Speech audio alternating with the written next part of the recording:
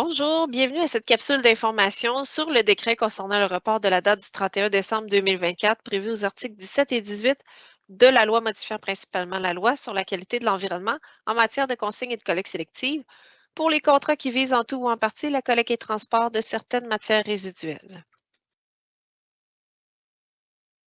Cette présentation résume en termes simplifiés certaines dispositions de la loi, du règlement et du décret, mais il demeure toutefois nécessaire de se référer aux documents officiels et de bien prendre connaissance du texte du décret qui devrait être publié à la Gazette officielle du 3 janvier 2024.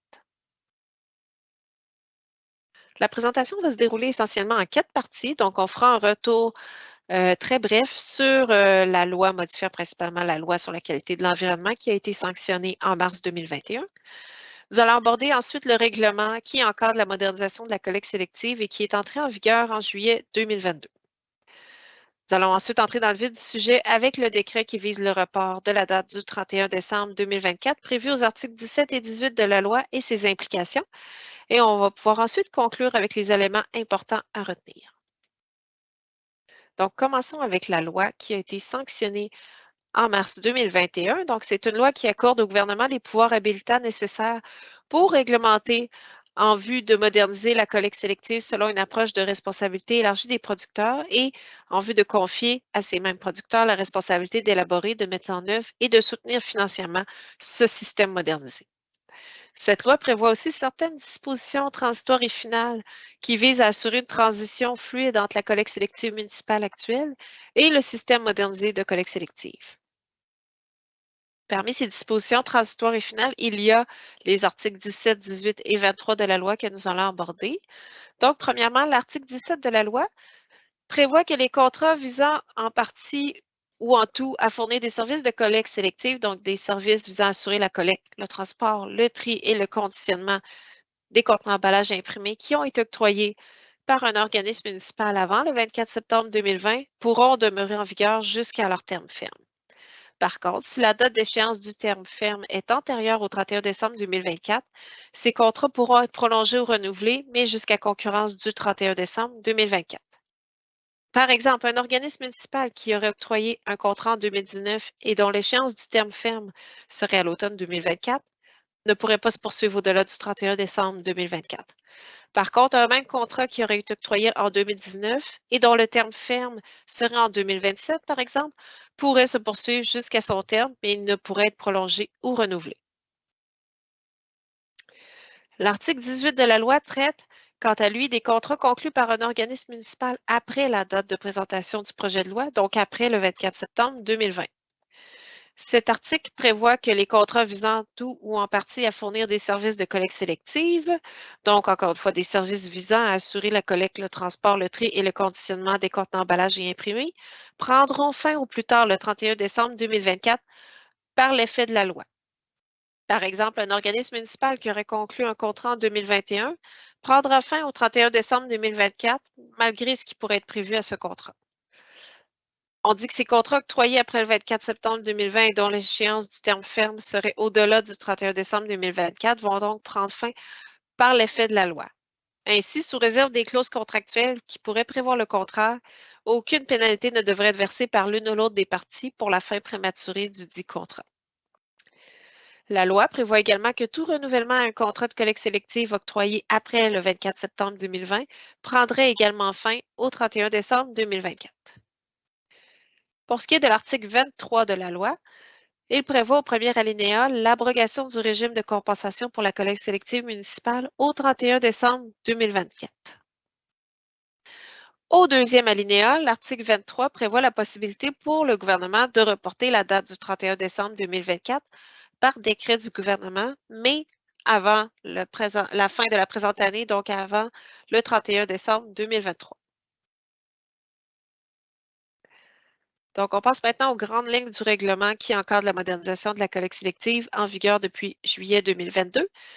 C'est un règlement qui vise à confier la responsabilité d'élaborer, de mettre en œuvre et de soutenir financièrement un système modernisé de collecte sélective à un organisme de gestion désigné par SC Québec pour représenter les producteurs visés, soit les détenteurs de marque lorsqu'ils ont un établissement au Québec ou les premiers fournisseurs lorsque ces détenteurs de marque n'ont pas d'établissement au Québec.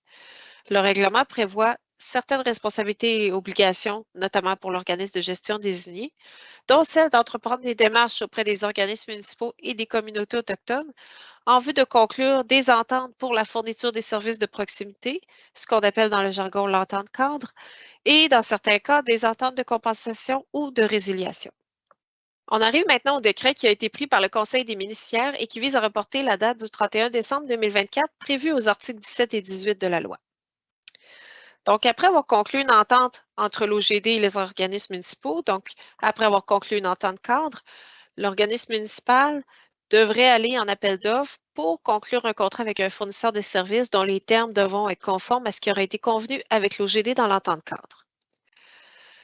Au cours des dernières semaines, certains représentants du monde municipal nous ont fait part qu'ils risquent de ne pas être en mesure de compléter ce processus d'appel d'offres et d'octroi de contrat d'ici le 31 décembre 2024. Cette situation crée un risque d'interruption de service sur les territoires concernés et il devenait donc important d'agir et d'utiliser les pouvoirs que nous confère la loi pour reporter la date du 31 décembre 2024 et donc laisser davantage de temps aux parties suivant la signature de l'entente cadre avec l'OGD pour conclure des contrats visant à assurer la fourniture des services de proximité. Donc, le décret qui a été pris par le Conseil des ministres hier prévoit le report de la date du 31 décembre 2024 prévu aux articles 17 et 18 de la loi de 12 mois, soit jusqu'au 31 décembre 2025. Ce report est applicable pour les contrats visant à assurer la collecte et le transport, de même que pour les contrats qui visent en partie la collecte et le transport, mais uniquement pour cette partie, s'il est possible de départager les coûts de cette portion du contrat. Les contrats de tri et de conditionnement ne sont pas visés par le décret, donc ceux qui ont été octroyés après le 24 septembre 2020 prendront fin au 31 décembre 2024. Ici, on vous présente les dispositions transitoires des articles 17 et 18 de la loi tels qu'ils se lisaient avant la prise du décret. Donc, on voit bien que les contrats visant la collecte et le transport, le tri et le conditionnement ou collecte, transport, tri et conditionnement combinés octroyés avant le dépôt du projet de loi et dont le terme ferme excède le 31 décembre 2024 vont pouvoir se poursuivre jusqu'à leur terme. Les mêmes contrats octroyés avant le 24 septembre 2020 et dont le terme ferme est antérieur au 31 décembre 2024 prendront fin à cette date. Les contrats octroyés après le 24 septembre 2020 prendront fin, quant à eux, au 31 décembre 2024. C'est ce que prévoyaient les articles 17 et 18 de la loi avant la prise du décret. On vous présente ici les dispositions de l'article 17 et 18 de la loi suivant la prise du décret. Donc, les mêmes contrats de collecte sélective octroyés avant le 24 septembre 2020 et dont le terme ferme excède le 31 décembre 2024 vont pouvoir se poursuivre jusqu'à leur terme. Il n'y a pas de changement à ce niveau-là. Par contre, pour les contrats de collecte sélective octroyés avant le 24 septembre 2020 et dont le terme ferme est antérieur au 31 décembre 2024, vont pouvoir se poursuivre ou être prolongés jusqu'au 31 décembre 2025. Pour les contrats de collecte et de transport octroyés après le 24 septembre 2020, ils pourront se poursuivre jusqu'au 31 décembre 2025. Les contrats de tri et de conditionnement octroyés après le 24 septembre 2020, n'étant pas visés par le décret, prendront fin au 31 décembre 2024. Pour les contrats enfin combinant collecte, transport, tri et conditionnement octroyés après le 24 septembre 2020, s'il est possible de départager les coûts entre les portions collecte, transport et tri conditionnement du contrat, la portion collecte, transport pourra se poursuivre jusqu'au 31 décembre 2025. Ici, vous avez les libellés des articles 17 et 18 de la loi suivant la prise du décret par le Conseil des ministres. Le décret va être publié à la Gazette officielle du Québec en début d'année. On vous les place ici pour référence. La loi prévoit également l'abrogation du régime de compensation au 31 décembre 2024. Cette date d'abrogation est maintenue, ce qui revient à dire que si un contrat de collecte sélective se poursuit au-delà du 31 décembre 2024, une entente de compensation devrait être convenue entre l'organisme municipal concerné et l'OGD pour convenir des modalités de compensation des coûts à compter du 1er janvier 2025 jusqu'à la fin du contrat. Cette entente de compensation devrait être convenue d'ici le 14 mars 2024. En résumé, Le report ne vise pas à reporter le déploiement du système de collecte sélective, mais plutôt à l'étaler sur une année de plus. Donc, la transition de certains contrats municipaux de collecte et de transport pourra se poursuivre pour 12 mois supplémentaires. La date d'entrée en vigueur du système modernisé de collecte sélective selon une approche de REP demeure le 1er janvier 2025. Les organismes municipaux et les communautés autochtones dont les contrats de collecte de transport leur permettent pourront, si nécessaire, les prolonger au-delà du 31 décembre 2024 jusqu'à concurrence du 31 décembre 2025. Les contrats de collecte et de transport octroyés après le 24 septembre 2020 et dont le terme ferme irait au-delà du 31 décembre 2024 pourront se poursuivre jusqu'à concurrence du 31 décembre 2025. La date limite pour la conclusion des contrats de collecte et de transport entre l'OGD et les organismes municipaux demeure ainsi pour la plupart le 21 janvier 2024. Ce report laisse donc un délai de près de 24 mois aux organismes municipaux pour compléter leur processus d'appel d'offres et d'octroi de contrat suivant la conclusion d'une entente cadre avec l'OGD. Le gouvernement encourage les parties à poursuivre les discussions pour en arriver rapidement à des ententes conclues d'ici le 21 janvier 2024. En terminant, nous avons ici un tableau qui présente les différents cas de figure possibles suivant la prise du décret. Donc, essentiellement, ça se décline en deux sections, les contrats octroyés avant le 24 septembre 2020 et les contrats octroyés après le 24 septembre 2020. Si on commence par les contrats octroyés avant le 24 septembre 2020, première possibilité, un contrat dont le terme ferme ne dépasse pas le 31 décembre 2024 et pour lequel il n'y a pas d'année d'option possible. Un contrat de collecte et de transport pourrait être octroyé de courte durée avec comme date limite le 31 décembre 2025. La date limite pour la conclusion d'une entente cadre avec l'OGD demeure le 21 janvier 2024. Pour ce qui est des contrats dont le terme ferme ne dépasse pas le 31 décembre 2024 et pour lequel une année d'option pourrait être prise, cette option pourrait être prise dans un contrat de collecte et de transport ou pour la portion collecte-transport d'un contrat combiné. Le contrat triconditionnement ou la portion triconditionnement d'un contrat combiné prendrait fin par contre au 31 décembre 2024.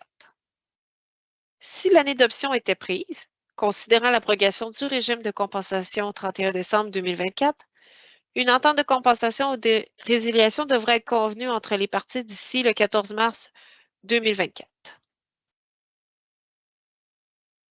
Pour les contrats octroyés avant le 24 septembre 2020 et prenant fin après le 31 décembre 2025, ils pourront se poursuivre jusqu'à leur échéance. Une entente de compensation ou de résiliation devra être convenue encore une fois entre l'OGD et l'organisme municipal concerné au plus tard le 14 mars 2024. Pour les contrats conclus après le 24 septembre 2020, nous avons deux cas de figure. Les contrats se terminant au plus tard le 31 décembre 2024, sans possibilité de prolongation, et les contrats dont le terme ferme se situe après le 31 décembre 2024.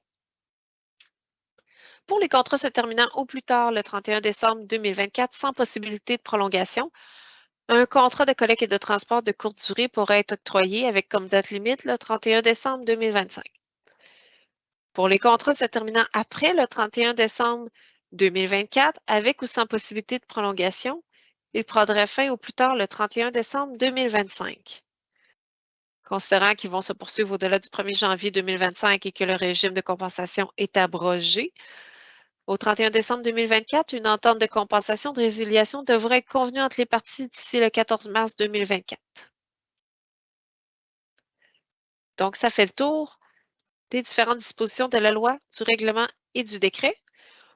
On vous a placé ici quelques références si vous souhaitez aller consulter les documents officiels. De même que notre adresse courriel si vous avez toute question sur la modernisation de la collecte sélective ou sur la prise du décret par le Conseil des ministres hier. Merci beaucoup.